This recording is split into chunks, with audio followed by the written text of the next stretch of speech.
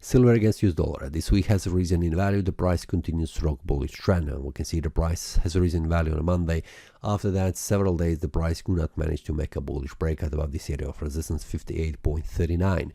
The price returned back down, returned back up, returned back down, returned back up. We can see the price was jumping up and down, but the weekly time frame has closed as a bullish candle.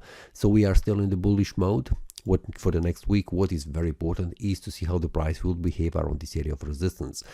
On the 4-hour time frame, we can see how the price has behaved the whole week, going down, going up, going down, going up. I was expecting that the price will continue to rise in value. I also share this information when the price was forming this bullish pin bar here, but the price has returned back down, then continued to rise in value. We can see that here on the 1-hour time frame, making a bullish pin bars. We can see that here, trying to reach higher price levels, but something is preventing the price from reaching even higher. We can see this was the attempt that the price will make a bullish breakout, continue to rise in value, but could not manage to go above. So it's very important to see how the price will behave next week, and I'm waiting for the bullish breakout or bearish breakout here.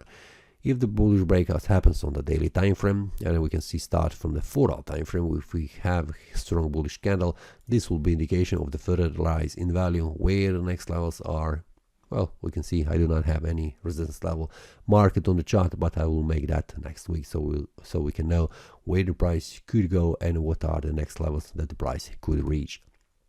So for now, I'm still bullish oriented. I have also shared some details inside the chat room this week. Feel free to check the link below in the comments. It is a free chat room where you can also join, where we can discuss any market or any symbol. That's all for this week.